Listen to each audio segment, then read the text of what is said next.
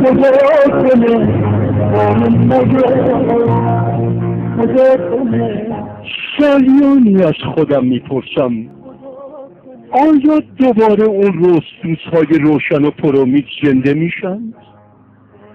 آیا دوباره بچه هام رو میبینم؟ آیا صدای خنده هاشون توی گوشام میپیچه؟ آیا و در نهایت آیا درون صندوق پشتی خانم، صندوق کوچک پشتی خانم، نامه از آنها دریافت میکنم؟ سالیانیست که گذشتند و من همیشه همواره از خودم پرسیدم آیا می شود؟ آیا عملی است؟ پرسیدم اما هرگز که پاسخی نیافتم. امروز در 79 سالگیم، در روزگار پیری، شکستگی، از پا افتادگیم،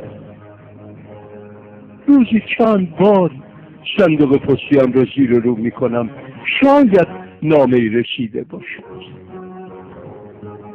قصه زندگی یومیه من، قصه محتوم، قصه غم‌انگیز، قصه سراپا غم زندگی من تنها مانده.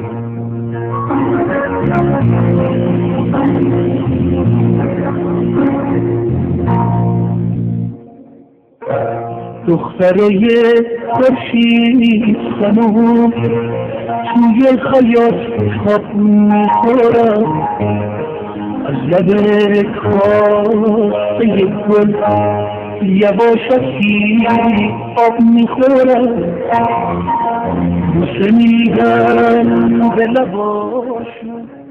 وقتی در ایران انقلاب شد من یک مرد میان سال 55 ساله بودم، مردی پر از انرژی، حرکت، امید و تلاش، مردی که هنوز از کار کردن شبانه روزی هراسی نداشت، هنوز ورزش روزانه‌اش برقرار بود و کوهپیمایی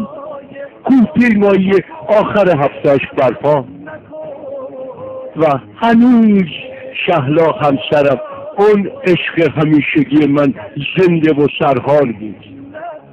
ما با شهلا با عشق شروع کرده بودیم، عاشقانه آغاز کرده بودیم.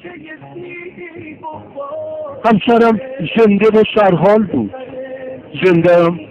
همسرم پا به پای من، دوش به دوش من، در عرصه زندگی زنده و سرحال بود. همه بچه ها قد کشیده بودن، 2-3 نفرشون برای دانشگاه آماده می شدن، هنوز هیاهوی انقلاب نخوابیده بود، هنوز صدای تیراندازی ها به هوا بلند بود که زمزمه بسته شدن مرزها، زمزمه بسته شدن دانشگاه ها در کشور پیچید. و اون وقت بود که من و شهلا سراسیمه در شروع تهیه مقدمات سفر فرزندانمون برآمدیم.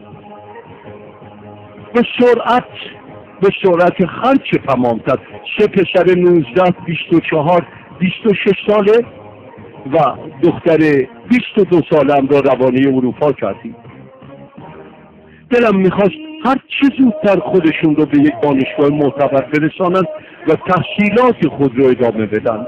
من قول همه گونه کمک رو به اونها دادم.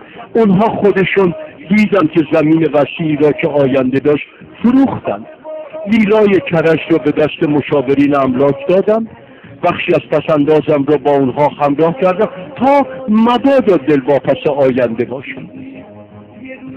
شهلا همسرم مرتب سفارش میکرد بچه ها رو با دست پر روونه کنید، بچه ها رو حتما میباید با دست پر روونه کنیم موشنگ، اونها رو باید در انتخاب رشته تحصیلیشون هم آزاد بذارید، بگذار خودشون تصمیم بگیرن، بچه ها با دست پر برن و خودشون تصمیم بگیرن.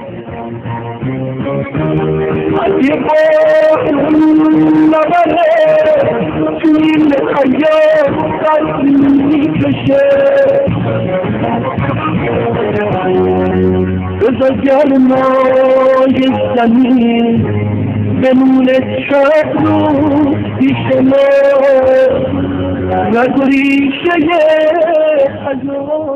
اون وقت خیلی کوتاه در طی 7 و 8 ماه همشون در لندن جا افتادن، تحصیل رو آغاز کردن، آپارتمان مناسبی اجاره کردن و خیال مادرشون راحت شد. مادری که شبانه روز برای اونها نفس میکشید، برای اونها زندگی میکرد، به یادشون بود مادر. و من هم کمتر از مادر نبودم، من هم همون احساس رو داشتم، همون عشق رو داشتم.